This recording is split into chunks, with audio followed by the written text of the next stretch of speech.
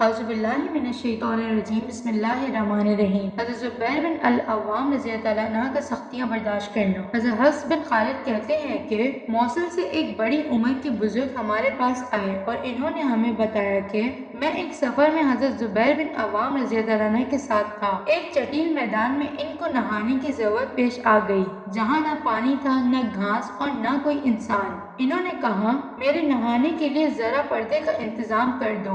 मैंने इनके लिए पर्दे का इंतजाम किया। नहाने के दौरान अचानक मेरी निगाह इनके जिस्म पर पड़ गई तो मैंने देखा कि इनके सारे जिस्म पर तलवार के जख्म के निशान हैं। मैंने इनसे कहा, मैंने आपके जिस्म पर इतने जख्मों के निशान देखे हैं कि इतने मैंने किसी के जिस्म पर नहीं देखे हैं।